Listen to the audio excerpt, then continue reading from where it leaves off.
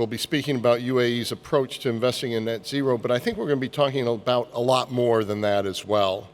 And we'll get into those issues, but I think perhaps we could start by, Musabbeh, if you can talk to people a little bit about your greatly expanded responsibilities. You're wearing a lot of hats, and I know one of them remains energy, but I wonder if you can also introduce yourself a bit to the audience and particularly about your new responsibilities. Thank you, Fred. Truly pleasure to be here at the Atlantic Council Energy Forum. Nice to see you guys come here all the way from the US. At Expo, of course, and it's a great opportunity to reconnect also with many people. So, as you rightly said, I manage now the UAE investments portfolio at Mubadala Investment Company. It's a well-diversified portfolio with a mandate to, of course, manage the existing portfolio, but more importantly and more exciting is to accelerate the economic diversification efforts. It's interesting to see that Mubadala, of course, played a very critical role in fulfilling the economic diversification vision for the UAE, in particular Abu Dhabi, for the last 15, 20 years. And we have also, of course, we're going to continue on that mandate to diversify and accelerate the diversification of the UAE economy. This time, it's going to be different, Fred. I think there are other players in Abu Dhabi and in Dubai and rest of the UAE that I think align behind one vision to accelerate that economic diversification. So double click on the portfolio. It's a very diverse portfolio spanning, as you mentioned, traditional energy, renewable energy through Masdar, and healthcare, life sciences, technology, communication, and you know, when you look at these, I think these are the heart of what the region is trying to do, is to establish and create the right ecosystem, a sustainable ecosystem, to ensure a proper diversification in the economy. Perhaps you can start by, you've been listening to some of the conversations today. There's a world economy that one has some concerns about. There's a regional economy where there seems to be quite a bit of optimism. First of all, in a macro sense, how are you looking at risks as you're looking at the world, and how are you looking at the region? Yeah. Well, I think when you look at what's happening at a macro level, it's clear that there are a few emerging trends. One of them in particular that's applicable to this region, or two in particular. One of them is the energy transition, and what this region is gonna, I would say, embrace going forward, especially with the energy transition agenda. And the other one, which was magnified during the pandemic, which is the supply chain. The global supply chain is being challenged. We understand, we acknowledge that we have a significant, concentrated risk at certain parts of the world. And I think in the long term, in the mid-term and long term, I think there will be more initiative to diversify the supply chain going forward. When I look at the region, I think there is a significant room for this region to play a growing role going forward. I think this region has played a significant role in ensuring the energy supply and the security of energy. Let me say in the last 50, 60 years, we played a key role, will continue playing as a region a major role in fulfilling the future energy requirement and demand. So that's, I think, undisputed. I think we will continue with that path. But of course, there is the energy transition, ESG, climate change, and the region is also, I see, a sense of optimism that the region will continue playing a role in the energy transition. It's no coincidence that this region can generate a highly competitive energy. I think we all know that in the solar, when it comes to the solar generation, to be able to generate solar power at around 1.2, 1.3 cents per kilowatt hour That's remarkable. Mubadala started this journey back in 2006. At that time, cost of solar was around 30 cents per kilowatt hour. So to drop it from 30 cents to all the way to around 1.2, 1.3, that's a remarkable, I think, progress. So I have a full confidence that this region will maintain its role as a reliable supplier of energy, be it in the traditional energy or be it in the hydrogen or solar or derivatives of the new renewables. So I think there is a sense, Fred, there is a sense of optimism in the region, taken into account these, I think, mega trends that's happening. And I think the region will continue playing that role going forward with the energy, energy supplies to the rest of the world. So that it's so interesting for me as you talk about a sense of optimism in the region, because there are sort of two stories of the region. One of them is optimistic, and I want to talk to you a little bit about that. But also, there's still continued volatility.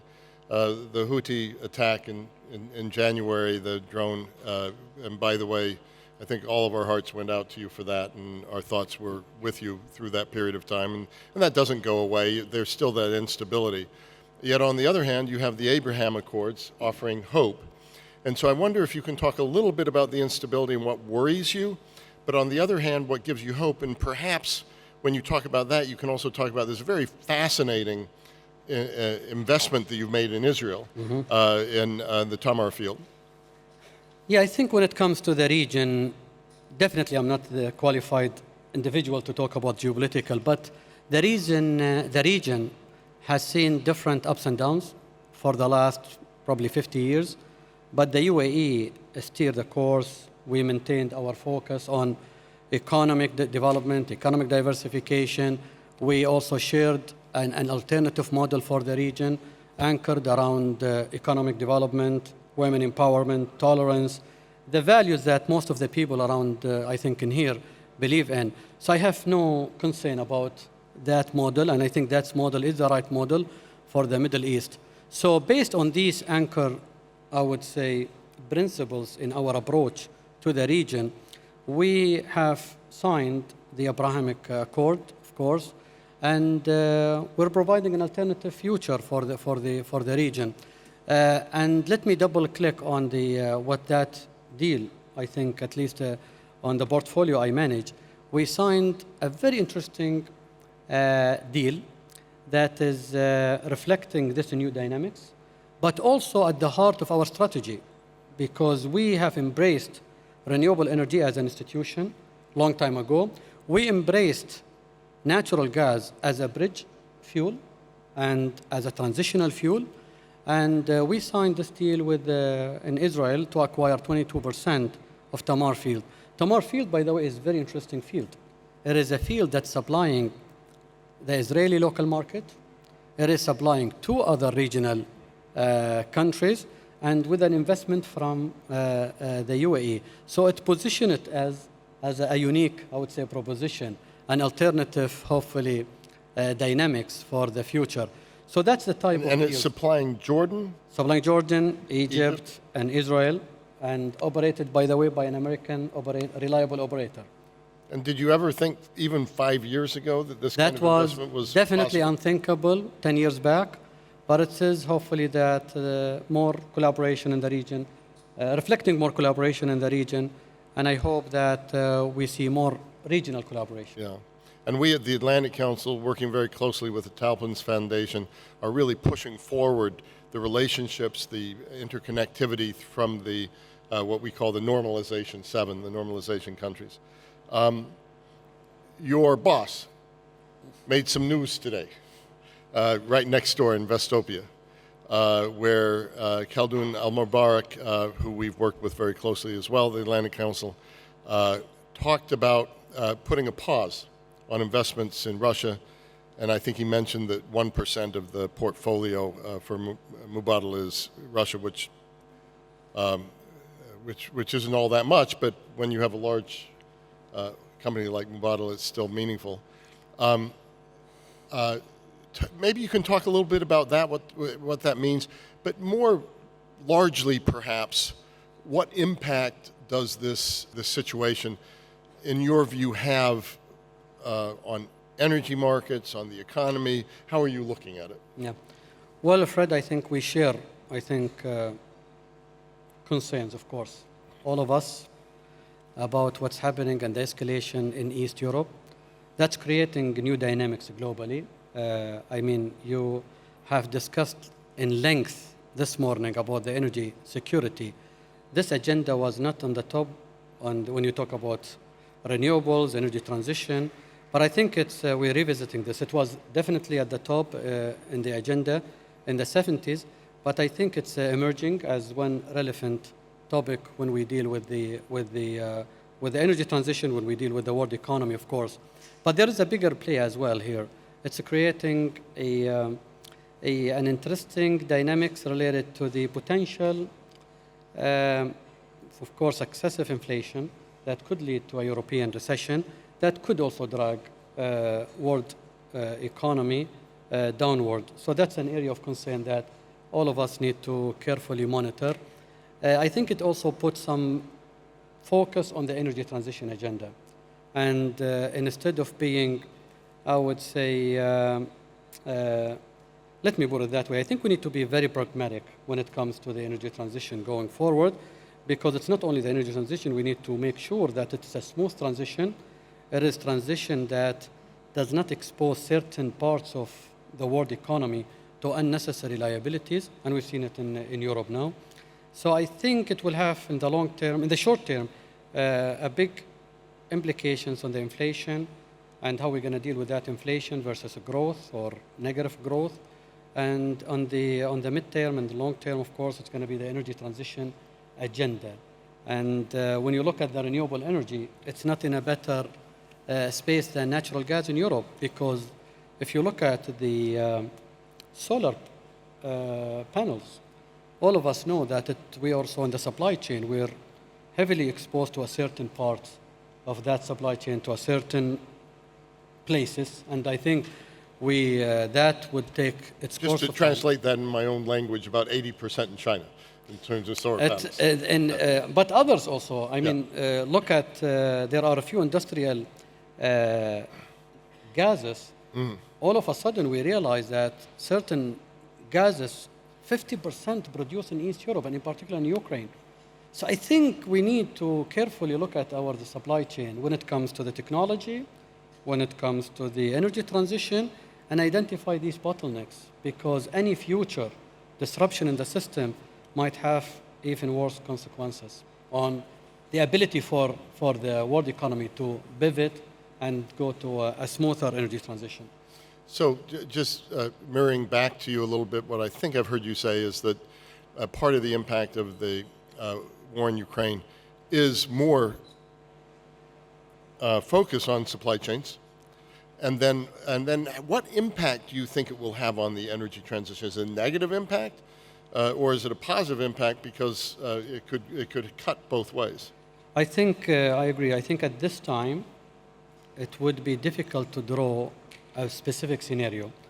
So you have the argument of, well, this crisis exposed the energy transition, and it's clear that the traditional energy would have a significant role in that transition going forward. So I think that would accelerate the renewable energy and the energy transition. But on the other hand, Fred, you also need to acknowledge any future tension would also disrupt the energy transition supply chain. Yep. And that is going to be a very, I would say, interesting dynamics to see developing. And I think it could go both ways, Fred. Let's see how it will evolve. One of the things I definitely wanted to talk to you about before we have to break is decarbonization. Yeah. We all know what a huge role the UAE is playing, both as an advanced economy, major energy exporter. Mubadala plays such a huge role within all of this. In your expanded responsibilities, are you looking at decarbonization any differently in the UAE? And then how is the UAE approaching the diversification of its economy in this net zero world? Because it's been quite interesting that you got way ahead of some other countries in this region in terms of diversification. Yeah, well, let me start with the overarching objective by the government. Already the UAE was the first Middle Eastern country to set a very bold target when it comes to the carbon neutrality. 2050, I think that's the target set by the government. So what does that mean? It means, you know, if you cascaded one or two level down, it means decarbonization of many activities in the economy. And I'll give you a few examples. We already announced that Emirates Global Aluminum, one of the largest industrial activity outside oil and gas in the country, is going to go into that path. So we already set a target to fulfill, also to be part of that big overarching target. So yes, I see that decarbonization is set by the government. I think it will cascade down to many activities. So which means that we will need more than one solution. We need hydrogen, we need renewable energy, we need natural gas, we need carbon capture. We need a set of different solutions to be able to meet that target by 2050. But I'm optimistic, hopefully, that we will see more initiatives coming in the system very soon. So that's one in one hand, and I think the progress so far has been great, and I can see that there will be more progress on this front. Now, when it comes to the economic diversification, you know, the UAE embraced this vision back in 2007. We have created sectors from nothing, and we're very proud of what we achieved. Mubadala was spearheading many of these initiatives, including Masdar. So Masdar established in 2006, when many people, not only in the region, but globally, were very skeptical as part of Mubadala. Part of Mubadala, 100% owned by Mubadala. At that time, many people were skeptical about the potential of renewable energy going forward. And on top of that, an oil exporter country like UAE to commit to the renewable, that was a very bold step at that time, very progressive. And I think it comes with a very strong conviction. That conviction is still translated to today. I think we still believe that the future will require collective efforts globally to address the decarbonization agenda. And the UAE is going to host COP28 next year. That's also a strong testament that the world believes in our commitment in the decarbonization and the ESG and the climate change. And hopefully we'll hear more and more, I would say, forward-looking initiatives to ensure that there is a smooth and a tangible energy transition going forward. To go back to the economic diversification, it's a wider scope, and we're part of a bigger ecosystem. I see it already being translated into tangible initiatives, but also we see more coming up in the system. So we upgraded, of course, our view on what sectors do we need to bring to the region. Of course, technology is a very wide spectrum, but technology is going to be part of the transformation, energy transition, and I'm very happy to see that Masdar is being recognized as the UAE champion for renewable energy with a very strong targets going forward. By the way, the national oil company is going to become our partner, and Taqa will become also a partner in Masdar. So that's a great, I would say, signal that we translate our vision into reality, and hopefully Masdar will become the undisputed renewable energy champion for the UAE, expanding its footprint globally. We're already in North America, Europe, Asia, Middle East, and we're going to see more and more steps in that direction. Last but not least, but the one that, so we talked about technology, energy transition. I think the other sector that we like as an institution is life science and healthcare. So that's something we have, upgraded in way forward, and hopefully we'll see more partnerships, we'll see more sustainable ecosystem being built in the country and in the region. So last question, and we can be brief on this, is you're talking about the areas for the future. You're talking about the things you want to invest in going forward. Randy Bell knows that I'm a little bit obsessed about hydrogen. Yeah. And I don't know how many of you are old enough to remember or have watched reruns of the movie The Graduate. Yeah. But Dustin Hoffman was told, go into plastics, and for me, right now, I think, whatever hydrogen's in my head. But maybe it's not in your head, although I know you're doing a lot in hydrogen. What is the most exciting new area of energy for investment for you right now? In general, I think we maintain our convection, renewable, and there will be more on the renewable. Hydrogen, as you mentioned. And hydrogen is very interesting because there are two, maybe 3 or 4 types of different hydrogen, but we'll focus on 2 colors, green and blue. So when it comes to the blue, I think we are very strongly positioned to capitalize on the blue hydrogen.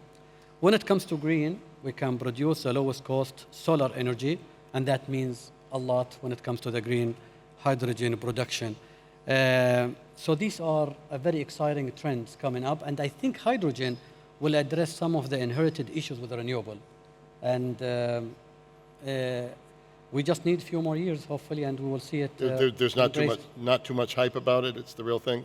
It is the real thing, and I keep also talking to my traditional energy team. I said, historically, you've been called hydrocarbon. Let's for a moment remove the carbon atom and keep the hydrogen and continue what you do. So hopefully, I think there is an infrastructure already we can capitalize on with the natural gas infrastructure globally. So I think there is a benefit from capitalizing on an existing infrastructure and pivoting to a lower carbon environment. This is wonderful. I think if you would look at our conversations over the years, we've learned along with you. You've taught us much about how to look at the future of energy. Congratulations on your expanded responsibilities. Very excited to hear about the field in Israel. Very excited to hear about the new plans for Masdar. Thank you for sharing so much with us today. Thank you. Thanks a lot.